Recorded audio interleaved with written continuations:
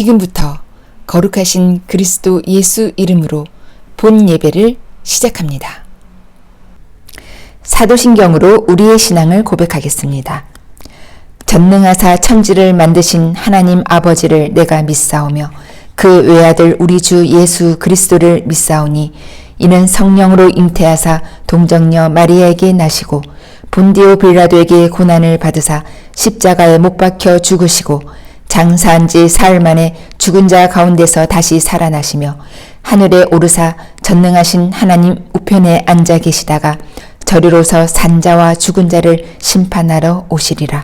성령을 믿사오며 거룩한 공회와 성도가 서로 교통하는 것과 죄를 사하여 주시는 것과 몸이 다시 사는 것과 영원히 사는 것을 믿사옵나이다. 아멘. 영광송 함께 부르시겠습니다.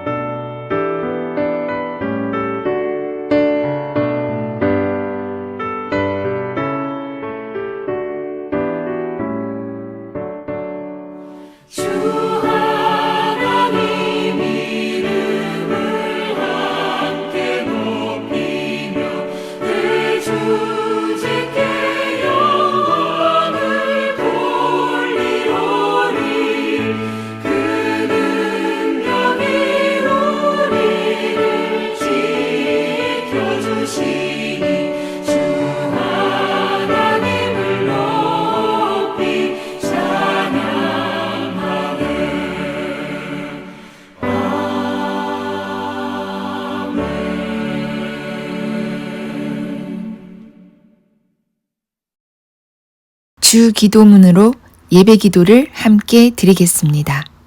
하늘에 계신 우리 아버지여, 이름이 거룩히 여김을 받으시오며 나라가 임하시오며 뜻이 하늘에서 이루어진 것 같이 땅에서도 이루어지이다. 오늘 우리에게 일용할 양식을 주시옵고 우리가 우리에게 죄 지은 자를 사하여 준 것 같이 우리 죄를 사하여 주시옵고 우리를 시험에 들게 하지 마시옵고 다만 악에서 구하시옵소서. 나라와 권세와 영광이 아버지께 영원히 있사옵나이다. 아멘. 특별 찬양 하나님께 올려드립니다.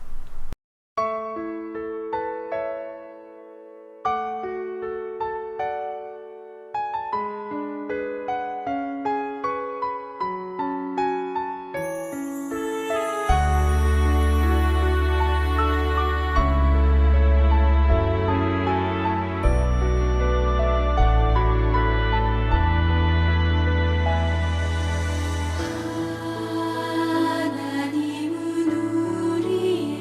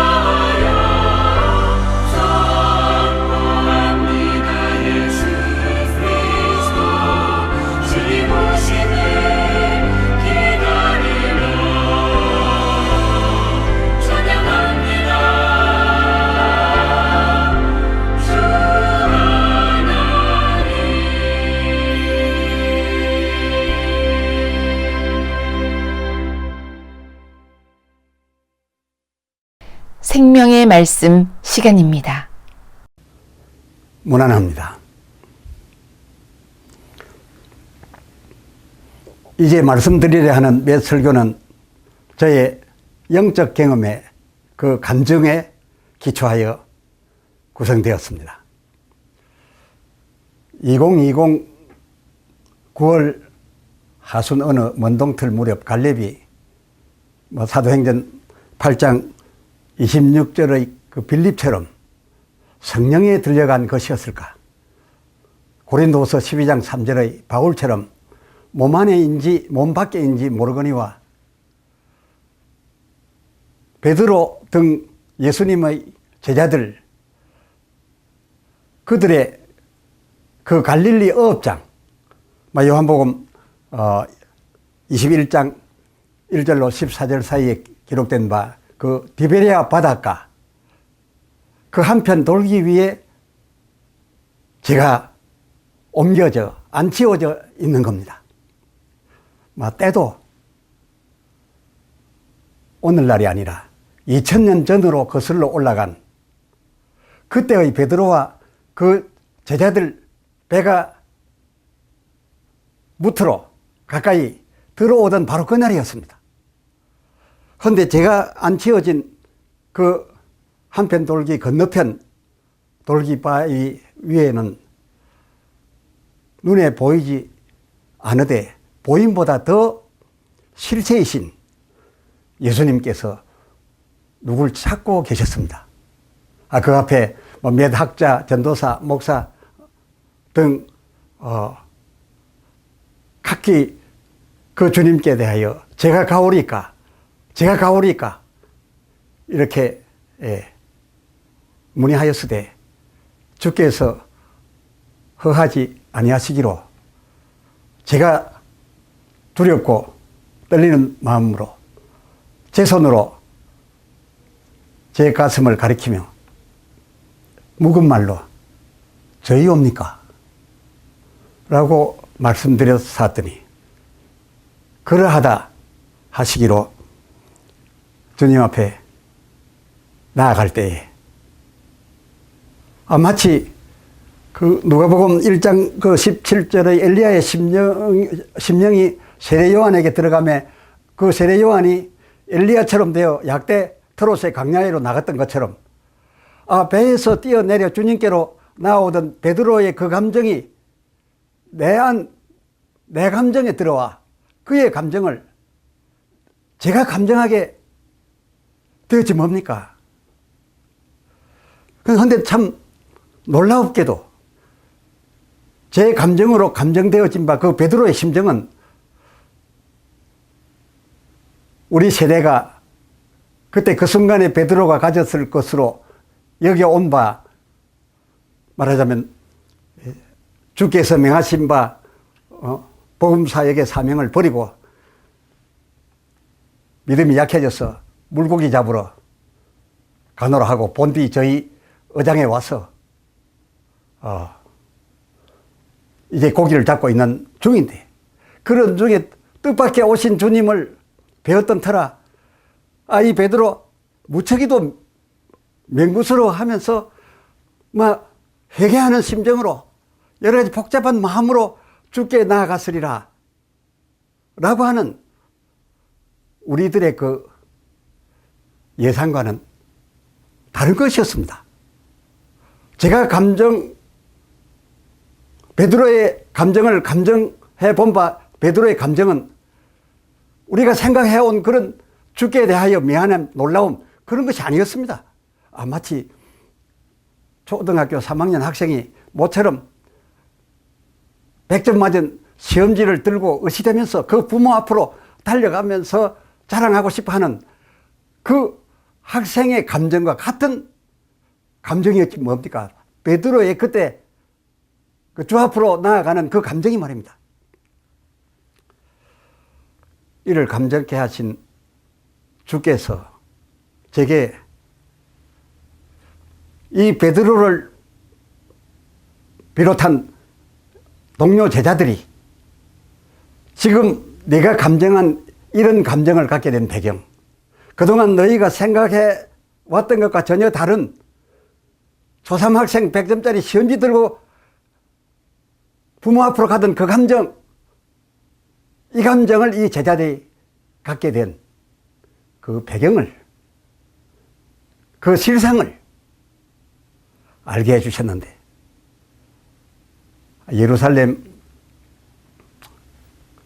십자가 때에 있었던 여러 주변 사항들도 겸하여서 알게 해주셨기로, 막 그때에 제가 가오리까 하였어도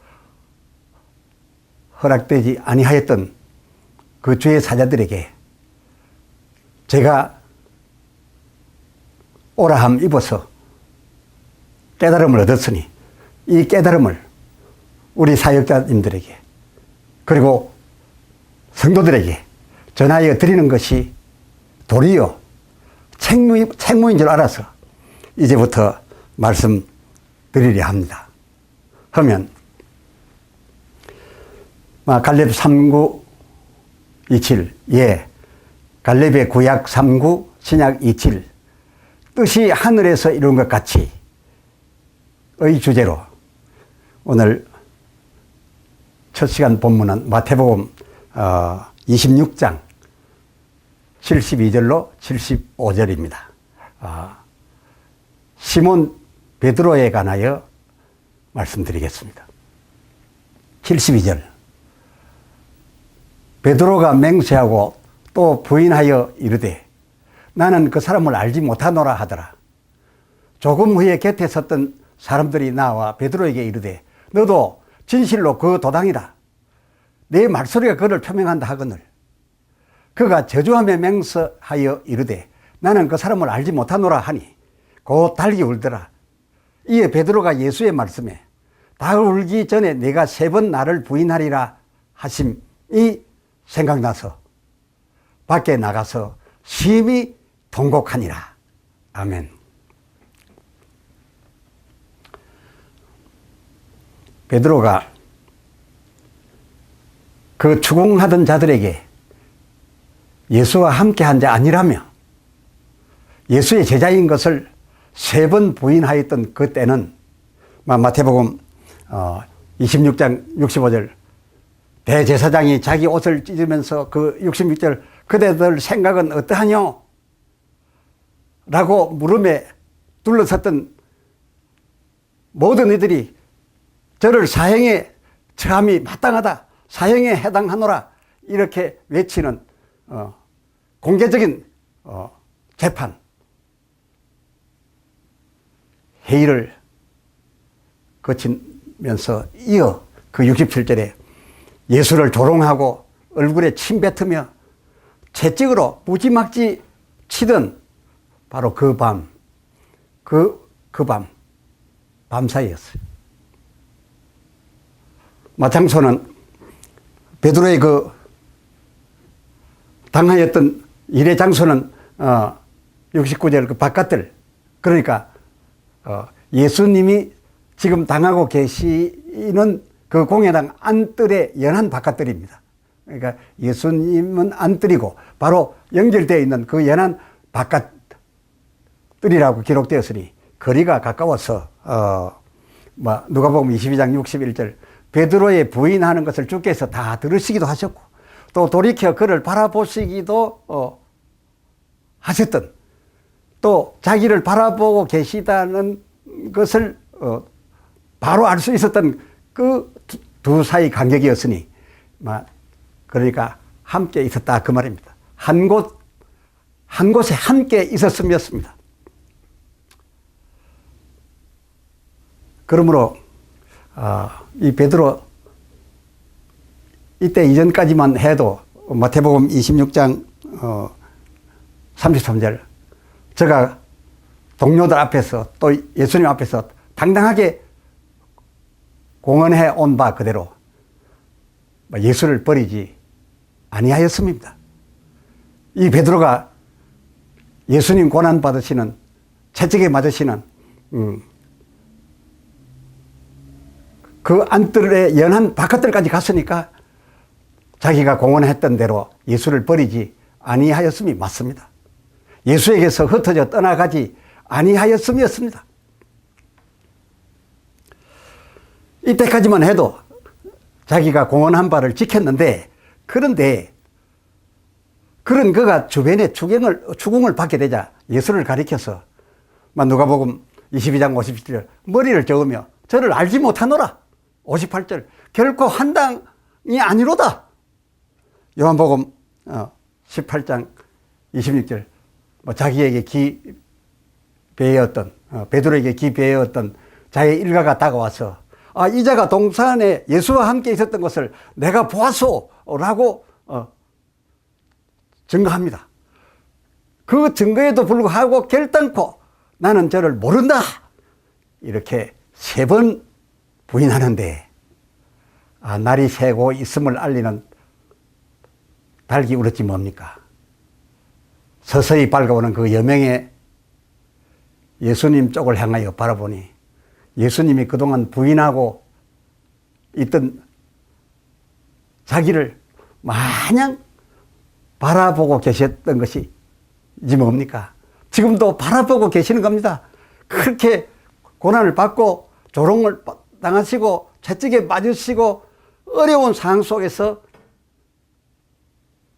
두 눈동자를 베드로에게 맞추고 계셨던 겁니다.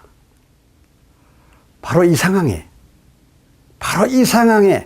이 베드로 어제 저녁 마태복음 26장 75절 주께서 하셨던 말씀이 생각이 순간에 떠올라 그야말로 통곡을 한 거였습니다. 그 유명한 베드로의 통곡말입니다. 우리 세대가 지식하여 회개의 통곡이었다. 베드로 크게 닭 3번 올 때 회개하였다. 회개의 통곡이었다. 일컫고 있는 그 통곡을 바로 그 상황에서 어쩌적 주님께서 하신 말씀이 생각나서 했던 통곡, 바로 그 통곡을 한 것입니다. 그런데 베드로의 그 통곡이 우리들이 알고 오는 그 지식대로 회개를 위한 통곡이었다라고 한다면, 우리가 지지하는 것처럼 그의 통곡이 참으로 예수님이 자기를 보고 있음에 그냥 주님 말씀이 생각이 나서 회개하는 통곡을 했던 그 통곡이었다라고 한다면은, 통곡이었었음, 그랬었음. 베드로는 베드로대로 하늘에서 이룬 뜻을 거역함이 되어 망하게 되고, 예수님은 예수님대로 요한복음 19장 30절 다 이루었다 하신 그 다가 되지 못하여 하나님 아들이심을 부정당해야 되는 그런 결과를 가져오게 되며, 따라서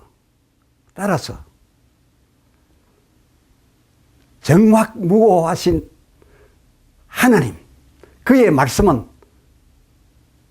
진실하고 전능하사 다 이루어진다라고 하신 바 여호와 하나님께서도 하나님이 하늘에서 세운 당신의 뜻이 땅에서 이루어지지 아니함이 되어서, 무슨 말입니까? 베드로의 그 통곡이 회개였다면 말입니다. 이번 저를 이끌어가 디비리아 바다에서 알게 해주신 바에 의하면 말입니다. 그 베드로의 통곡이 우리 알아오는 것처럼 회개였다라고 한다면 다 무너지는 거였습니다. 하나님께서도 뜻을 하늘에서 세우셨으나 이 땅 십자가 주변에서 이루어지지 않아서 그야말로 예수님이 그렇게 바라시고 가르치고 기도하라 하셨던 마태복음 6장 9절에 여호와 하나님의 이름이 거룩히 여김을 받으시게 되기는커녕 오히려 망령되이 일컬어지게 되는 그런 회개, 그 통곡이 회개의 통곡이었다면 베드로도 망하고 예수님도 하나님 아들이 되어지지 않고 하나님도 망령되이 일컬어지는 그런 결과를 가져 오는 것이라 라고 알려주셨습니다. 그때 그 디베레아 바다에서 예수님이 제게 말입니다.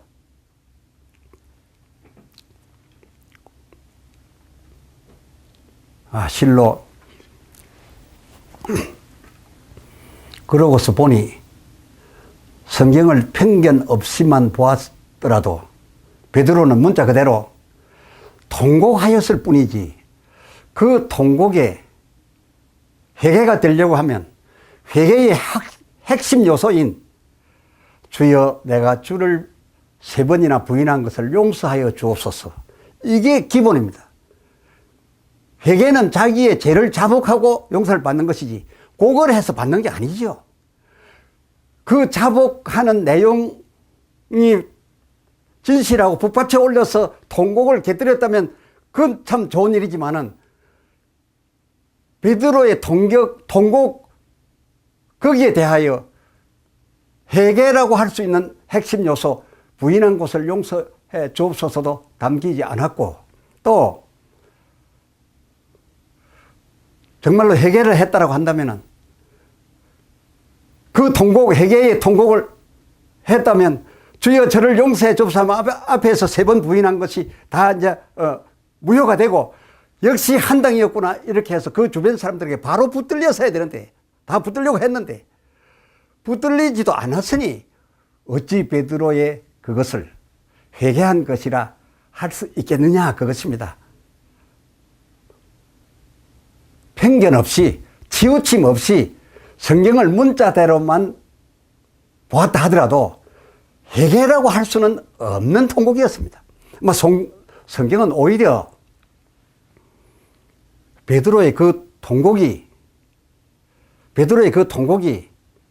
행여 회개로 알려질까봐, 비춰질까봐 회개가 아니었음을 우리로 알게 하려 하여 아주 열심히 하였어요. 회개 아님을 열심히 알렸어요. 이 통곡에 대해 기록한 제자 누가, 마태 기록에 다 열심히 들어있어요. 누가복음 22장 62절 기록에도 굳이, 마태복음 26장 75절 하반절 기록에도 굳이 일부러 안 넣어도 될 말 같은데 굳이 베드로가 그 통곡을 바로 주님이 자기를 쳐다보고 어제 저녁에 하셨던 말씀이 생각났던, 바로 부인하던 그 장소에서 한 게 아니었습니다. 그 장소에서 한 게 아니라고 특별한 의도가 없었으면 이 말 할 필요가 없는데 했어요. 뭐라고 했냐? 그 장소가 아니라 거기로부터 밖에 나가서, 누가도 밖에 나가서를 굳이 썼고, 마태도 굳이 밖에 나가서, 밖에 나가서. 그러니까 이 사람이 통곡을 했지만은 주님이 앞에 계신데 주님 앞에 회개한 것도 아니고 그 뜰 사람들도 모르게 그 현장을 벗어나서 아무도 눈치채지 못할 곳에까지 가서 곡소리 질렀다 라고 기록을 하고 있는 겁니다. 왜 굳이 우리가 회개의 통곡이라고 하면 밖에 나가서란 말은 아무 의미가 없어서 우리 다 버렸지만은 오히려 성경은 거기에 방점을 둔 겁니다. 행여 그 통곡을 우리들이 여기 온 바처럼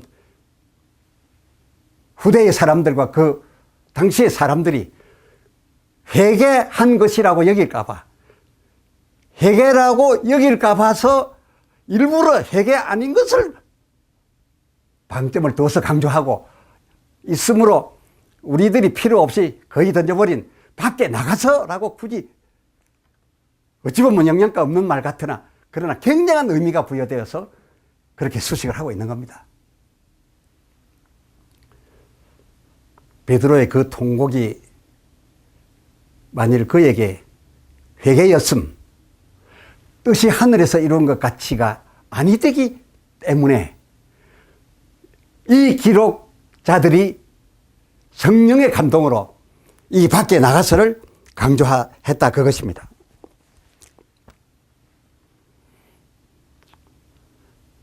그 통곡이 회개가 아니었던 정황을 그럼 살펴드리도록 하겠습니다. 그 통곡 유발 원인이 닭울음에 그때 비로소 어쩌적 만찬 때에 예수께서 하신 말씀이 생각나서였다는데, 그 생각났다는 예수님 말씀은 이러하였었죠. 예. 마태복음 26장 31절 때에 그 만찬입니다. 그 만찬에서 예수님이 제자들에게 이르시되 오늘 밤에 너희가 다 나를 버리리라. 그리하여야 할 이유까지 연결해서 말씀했어요. 그 이유인즉 그 하반절 내가 목자를 치리니 양의 떼가 흩어지리라. 그 구약 스가랴 13장 7절에 이미 기록해 두고 있기로서 내가 너희에게 말하노니 오늘 밤에 달 굴기 전에 너희가 다 나를 버리고 내게서 흩어져 나를 떠나가리라. 기록이 그러니까 그렇게 될 것이라, 되어야 할 것이라 라는 뜻으로서 말씀하셨습니다. 그러면 이 스가랴는 어떻게 이 성령의 감동으로 어떻게 양의 떼가 내가 목자를 치리니 양의 떼가 흩어지리라 라고 한 이것을 어디에서 기초해서 이끌어와서 이 기록을 하게 되었겠습니까? 바로 스가랴서 13장 7절 기록의 원모델이 있습니다. 그 원모델, 이 원모델이 예수님과 그 주변 사람들이 다 지켜야 할 바, 이루어드려야 할 바, 또 이루어질 바 말씀이었습니다. 내용들이었습니다. 요한복음 5장 39절에 이 성경 모두가 나와 내 주변에서 일어날 모든 일들이라고 주님이 말씀하신 것처럼 예수와 그 주변에서 일어날 일을 벗어난 것은 없었습니다. 그래서 양의 떼가 흩어지리라 이 원모델은 창세기에 있는데요. 창세기 22장 1절 이하 아브라함이 아들을 제물로 드리러 가던 그 3일 길에 모리아 산을 향하여 출발하던 그 출발에서부터 3일 가는 길에 첫째 날과 둘째 날 2일까지는 연수로 친다면 3년 중에 2년까지는 이 얘기가 되고 구분을 한다면 3단계 중에 2단계까지는 같이 동행하여 가던 사환들, 그 종들이죠. 예, 양들이죠. 나중에 제자들이죠. 이 사환들 들어 그 3일 차에 맹합니다. 이 3일 차엔 그 5절에, 창세기 22장 5절에 너희가 더 이상 이삭과 같이 있지 말고 여기서 나귀와 함께 기다려라. 너희는 더 이상 진행하지 마라. 나와 내 아들만 이제는 가겠다.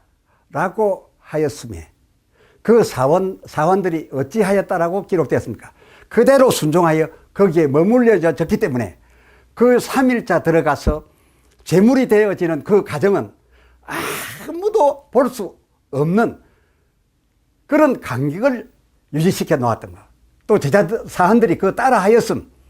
이것을 예수님께서 읽으실 때에는 이것이 우리가 할 바라고, 뜻이 하늘에서 이와 같이 땅에서 되도록 한 것이니 이와 같이 나와 너희 사이가 되어야 될 것이라는 뜻에서 오늘 밤에 너희가 다 나를 버리리라.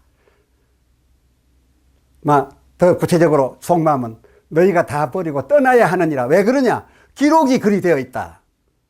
이 기록은 하늘에서 이룬 내 아버지 하나님의 뜻이기 때문에 땅에서 이루어져야 되는 거라. 그러므로 다 흩어지게 되어 있느니라. 왜 아니겠습니까? 앞에도 말씀드린 바 이 성경이 모두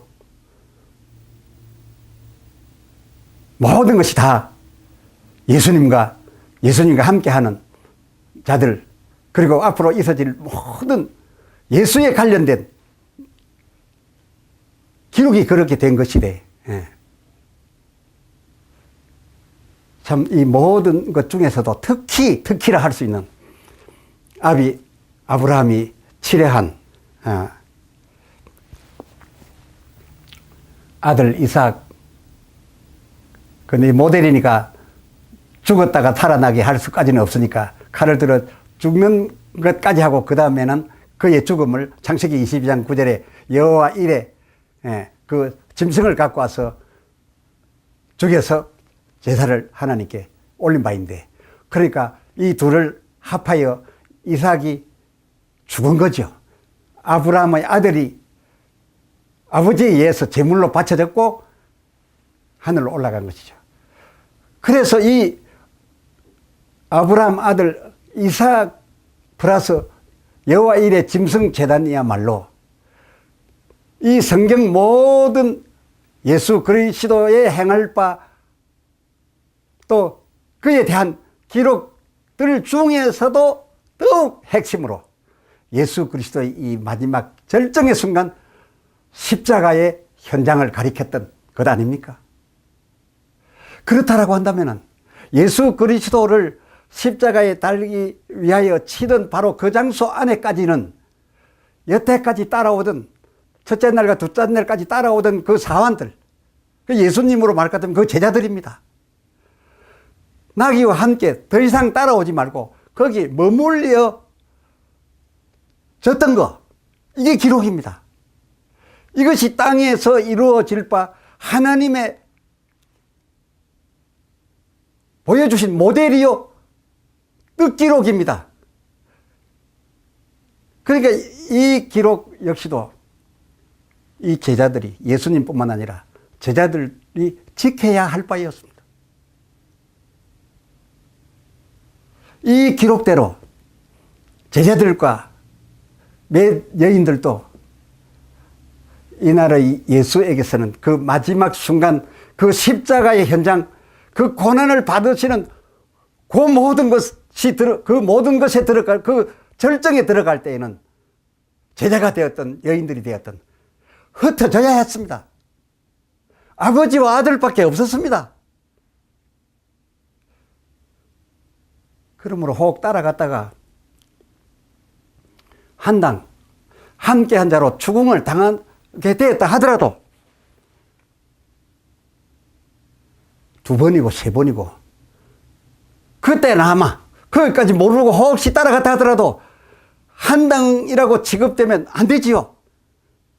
기록이 무너지지요. 함께 있음이 되면 안 되지요. 그러니까 두 번이고 세 번이고 부인하여서 예수와 한당이 아님을, 예수를 버린 자 되어야 되는 것이 기록이었습니다. 바로 예수님이 뜰 안에 들어가서 조롱당하시고 채찍에 맞으시고 이제 십자가에 들어가는 바로 그 3일차에는 그 장앞에서는 사환이든지, 사환인 제자든지 그 누구든지 아버지와 아들 말고, 그리고 그 치는 자들 그 말고는 함께 한 자가 아무도 없어야 되는 것이었습니다.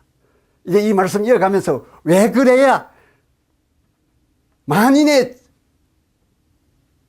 제물이 되는지, 대속 제물이 되는지, 왜 그래야 되는지 말씀드려지게 되겠습니다만은, 그 현장에는, 그 3일차 현장에는 아무도 함께하여 있지 아니하여야 하늘에서 이룬 뜻이 그 땅에서 이루어짐이 되어 하나님의 1.1핵도 틀리지 아니하는 그 말씀 하셨다면, 뜻 세우셨다면 그 뜻이 땅에서 다 이루어져야 되어 영광스러운 하나님의 명예도, 그리고 하나님 아들의 정체성도, 그렇지 않습니까? 구약에 기록된 내용에서 틀린 바가 나오면, 누구라도 함께 하던 자가 끝까지 함께 들어왔다라고 나오면 하나님의 뜻 기록에, 하늘 뜻 기록에서 틀린 자니까 하나님의 아들이 아니로다 단 한마디로 부정해 버릴 수 있는 겁니다. 그게 아들의 정체성도, 그리고 제자들도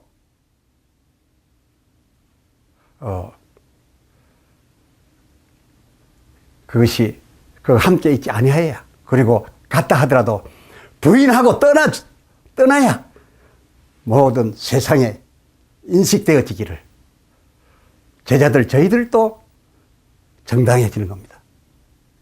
그래서 이렇게 부인하고 떠난 자들이 하나님 뜻을 이루기 위해서 저희 마음은 목숨 걸고라도 함께하고 싶었지만은 하늘의 뜻을 이루기 위해서 흩어져 갔던 자들, 쫓겨가야만 했던 자들을 그 스가랴 주제본문 하반절에 보면 하나님께서 저들을 그러한 3분의 1을 거두신다라는 말씀이 이제 생각하게 될 것입니다. 베드로가 혹여 거기서 예수를 부인하지 않았거나 막 부인한 것을 회개라도 하였었더라면 우리가 생각한 것처럼, 그래서 회개의 통곡을 먼저 그 통곡을 회개로 하였던 것이라면 그야말로 마태복음 26장 31절 하반절 목자에게서 흩어지지 아니하였음이 돼요. 하나님의 말씀은 정확무오하다라고 하는 우리 기독교, 그리고 예수님이 정확무오한 하나님의 말씀을 정확무오히 다 이루었다라고 하는 우리 기독교, 이 기독교의 근간은 바로 무너져 버리는 겁니다. 베드로의 그 통곡이 회개였으면 말입니다. 잠깐 쉰 후에 간증의 디베레아 바다 알려주신 정황 계속 전해드리겠습니다. 찬송 부르시겠습니다.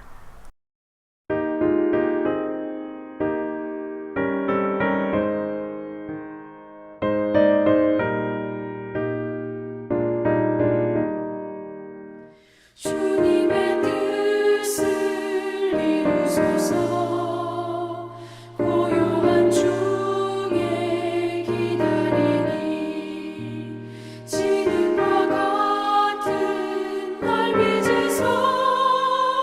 주님의 영성 만드소서. 주님의 뜻을 이루소서. 주님 발 앞에 엎드리니 나의 맘속을 살피시소. 눈보다 이게 하옵소서.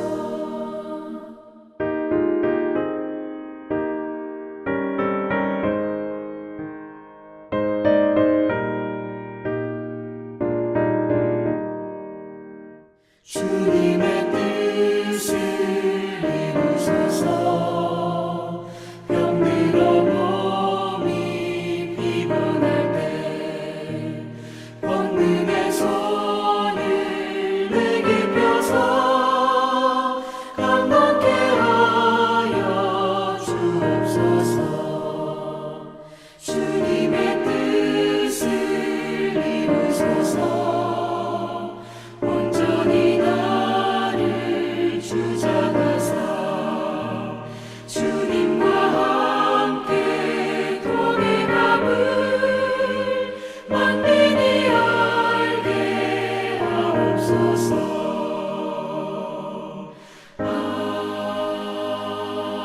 아멘.